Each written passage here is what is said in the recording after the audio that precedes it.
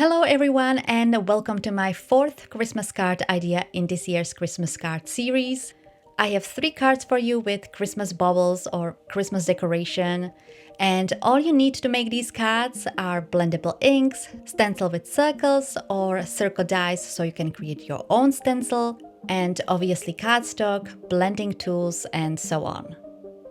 Also, this can be created with watercolors because that's where I got my inspiration. I don't have a circle stencil, so I created my own using circle dies. And a circle punch because I didn't have a die that is small enough. To create the stencil, I just used a cardstock, but you can also use an acetate, which is something I also use to create my own stencils. So I run all the circle dies through my die cutting machine, and I also punched out a small circle, and now I can create the cards. The first card idea I had is to create overlapping baubles. Let's call it Christmas decoration or just circles, because I'm struggling with the pronunciation of baubles. It's such an awkward word to me. So for this card, I die cut one more circle. I just wanted the front circle to be slightly bigger, and then the background circles I wanted to be slightly smaller. The size of the circles and how many you use is completely up to you. You can add only 2 or even 1 or 5 smaller ones, maybe even 10 if that fits. I put my stencil on top of the cardstock in a place where I thought it would look the best. I secured it with washi and I started blending the ink. I'm using the distress inks for all the cards. Here I'm using the color Mowed Lawn. There are plenty other blendable inks, so you can use whatever you already have or is available to you. And also the colors are obviously up to you. The cardstock I'm using for the blending is from a UK company, Paper Mill Direct. You can use whatever cardstock you prefer for blending. As I was blending, I left a small light area in the top right corner to represent a highlight, and I was making the left side a bit darker. This is just to create a little bit of depth. But even if you make it just a flat color, that is also a good option. Once I was happy with the ink application, I removed the stencil and moved on to the next circle. As I said, for the next 2 circles I used a slightly small stencil. I placed it so it's overlapping the first circle. Again, I used a washi to hold it in place, and then I started blending the ink. I pretty much repeated the process I did on the first circle. If you are using a washi, make sure it has a low tag. This is important, otherwise it might damage the paper when you try to remove it. I used it to hold the stencil in place, but also I wanted to make sure there is less chance for me to go over and add ink outside of the stencil. As I mentioned, I was inspired by what other people were making with watercolors. This is probably the second year I've been seeing people creating Christmas decorations where they put the watercolor paints on the edge of a cup or other things. Then they stamp it onto the watercolor cardstock, and using a damp brush, they spread the color around, which creates a really nice effect. You can create Christmas baubles in no time. And I was tempted to do the same, but I've seen so many videos. Some content creators are repeating it over and over. It is starting to become old and boring. Not really making it yourself and trying it out, but seeing too many videos with it. But that's just my opinion. So I came up with my own version with distress inks, and I created something similar but different. And if you like this idea, make sure you give this video a thumbs up. So the blending is done. I think it looks very nice. To make this to look as a Christmas decoration, I needed to add, not sure how it is called, the tops with the loops and a string. For the tops with the loops, I used a golden gel pen, and I drew small rectangles at the top of the circle, and I filled them in with the gold pen as well. Don't worry if they are uneven, mine were too. And I also drew small loops at the top of the rectangles. Next, I took a black fine liner and I drew the strings slightly touching the loops. I was dreading this. Drawing lines freehand is not my thing. But I didn't want them to be super straight, otherwise I would have used a ruler, and they turned out the way I wanted. Slightly wobbly, but nothing like I was worried about. Not to make this video too long, I will show you how I finished up the cards at the end, because this step is completely up to you. So let's move on to the card idea number 2. Here I created a background filled with circles. For this one, I used the stencil with the smallest circle. I believe it's 1 inch in diameter. I placed the stencil on top of the card and I started blending. I used the ink Festive Berries. Here I also was trying to create a little bit of depth by making one side darker, but for this card, overall, this was not that important to me. I also used the washi. Here especially I wanted to add a little bit more separation between the circle and the edge of the stencil. Since I didn't use a die but a punch, I could not place it lower. If you have a die, just place it lower so you have enough space and don't create mistakes. By the way, if you get a bit of unwanted ink onto the cardstock, try to do lifting technique how you would do in watercolor. You need a clean brush, clean water and a paper towel. I actually messed up one background, not because I added ink at wrong places, but because the placement of the circles was weird. Which brings me to the next step. I kept the die cut circle or the punched out circle and I used it to visualize where the next circle will be and how it will look. This is because I used a solid cardstock, so it was difficult to really picture exactly the look. On the background that I messed up, the circles were too close and in weird places and it did not look good. So as I was blending and creating the circles, I was making sure that I have enough space between the circles, as I will be also adding the tops with the loops.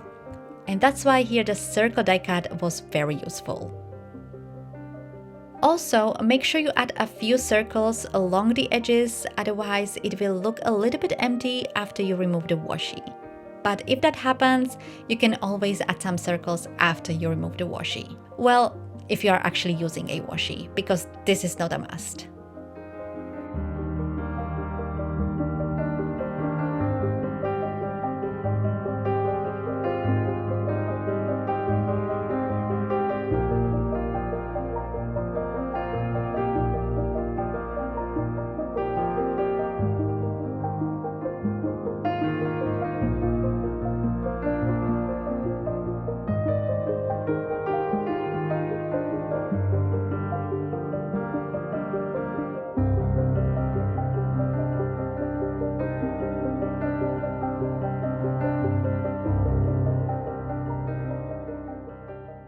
After I was done with the ink blending, I used a gold gel pen and I drew the tops with the loops. Here I was not going to add any strings. I placed the tops randomly, I didn't draw all of them in the same direction, but if you want, you can do that.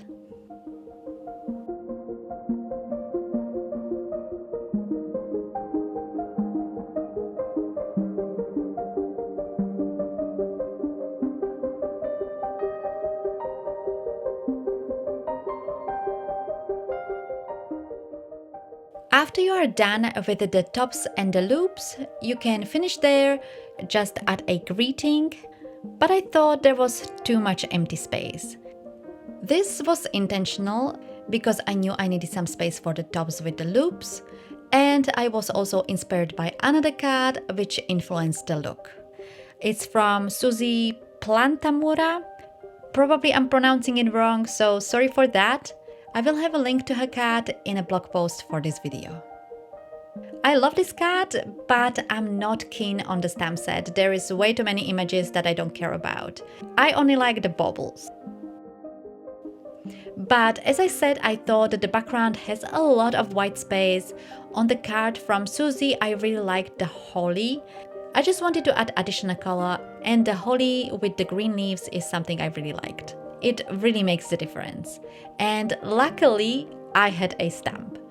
Otherwise, I would have painted it myself, maybe not the holly leaves. They are quite difficult for me, but simple leaves and some berries.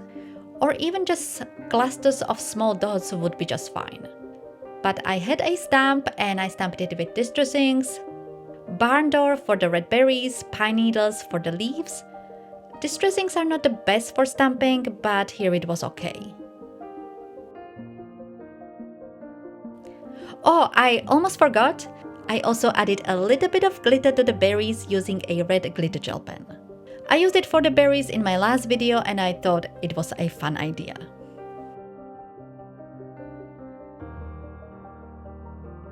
Before I move on to the next card, I have a question for you. This is the background I messed up. I filled it with more circles, but I have no idea what to do with it. If you have any suggestions, let me know in the comments. Alright, for the last card idea, I created one big ornament with a landscape. Here I was inspired by one of my cards. 2 years ago, I made cards with Christmas ornaments where I painted watercolor landscapes. And here I'm creating it with distress inks. First, I secured my cardstock as well as the stencil onto a board. Well, secured is probably not a good word because the washi wasn't holding. I placed the stencil in the middle bottom part of the cardstock, leaving some space for the string at the top. Here I wanted to create a night sky for the top and snowy bottom. So the first step before I started blending was to create something so I can separate the sky from the ground. I needed a stencil. If you have a stencil to create a ground, use that, but the easiest way to create a stencil for a ground is to use a paper. I used a scrap paper and I just teared it like this to create an uneven border or a small hill. If you prefer a straight line, you can use a paper without tearing it up. I placed the paper stencil in the middle of the circle, slightly lower than the middle because there is more happening at the top than at the bottom, and I secured it with washi. Then I started blending. I was creating a gradient for the sky. The inks I used are Shaded Lilac, Dusty Concord, and Black Soot. I started with the Shaded Lilac at the bottom of the sky, then the Dusty Concord at the top, and a little bit of Black Soot. You can use blue ink combo, green, pink, or even red would work. Or combination of, for example, blue and pink would be nice as well.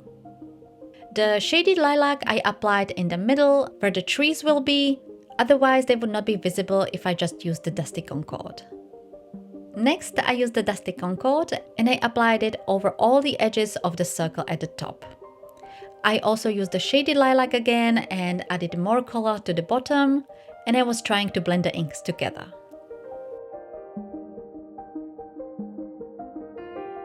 Then I brought in the Dusty Concord again and blended more of the dark purple before I used the Black Soot.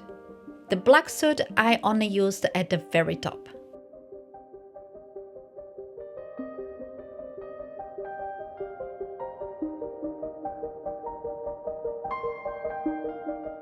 And one more time I used the Dusty Concord and I applied it over the Black Soot, blending the black and the purple inks together.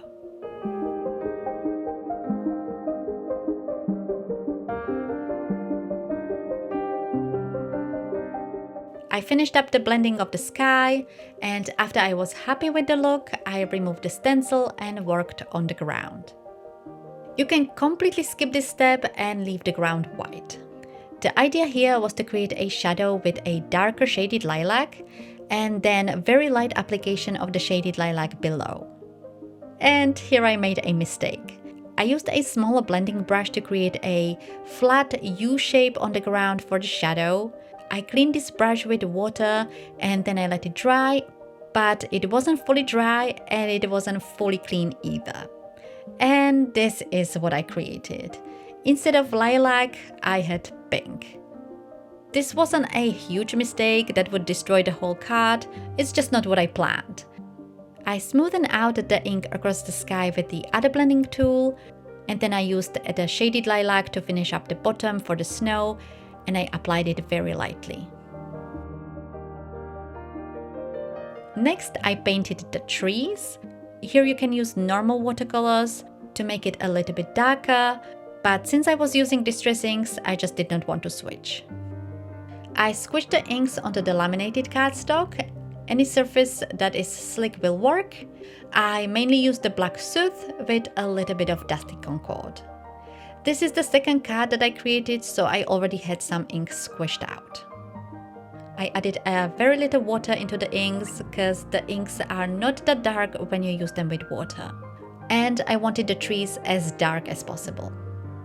I was worried because I was using the distress inks is that the background will react with water and kind of messes it up, but everything turned out okay. No problem painting the trees.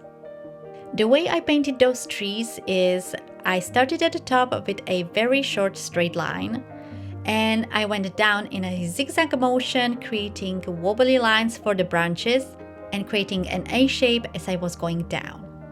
I painted the trees in different heights. I did not really have any plan on how many I want to paint.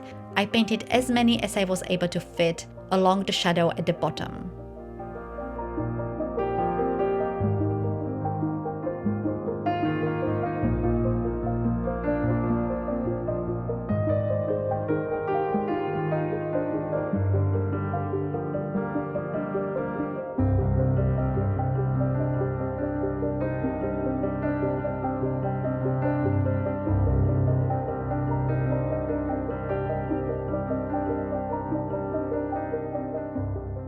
One more step before finishing the painting, I wanted to add some snow.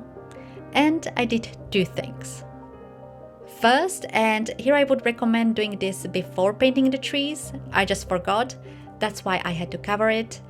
I added splatter with clean water and then I soaked it up with a paper towel. This creates very subtle, very nice little dots.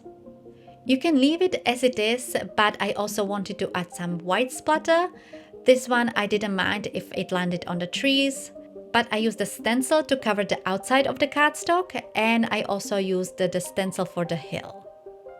For the splatter, I used a white gouache and I just sprinkled it over the sky.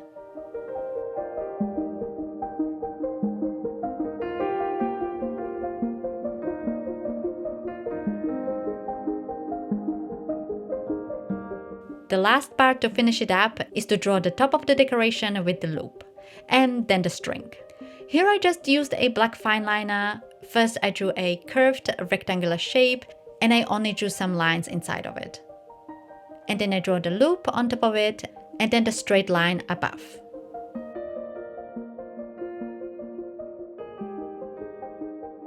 You can stop here, but I thought it would be fun to add a bow, also drawn with a fine liner. This is very simple to draw. I just drew two loops on each side of the string, the straight line, and then I drew two wavy lines on each side. Alright, all the backgrounds are done, and here you can see the finished cards. All of the panels I die cut using a stitched rectangular die, and then I adhere them on top of white card bases. For the first card with the green bubbles, I stamped a Merry Christmas greeting with a black ink. I really like the look when the greeting is overlapping the main image. It doesn't work all the time, but here it did. For the second card, I used a Swedish greeting, God Jul. The word God, for that one I used letter dies. The two bottom layers I die cut out of a white cardstock, and the top one I die cut out of a black cardstock, and I glued them all together. And for the Yule I used single letter stamps and I heat embossed the text with a white embossing powder. And for the last card with the landscape I stamped Let It Snow and I stamped it with a black ink. Very simple. That's all the cards. I hope I inspired you a bit and you will try creating something similar. For more Christmas card ideas, check out my videos from previous years. The links will be in the description below. Thank you all so much for watching. Hop over to my blog if you would like to see photos of the cards. Don't forget to like and subscribe, and I will see you in my next video.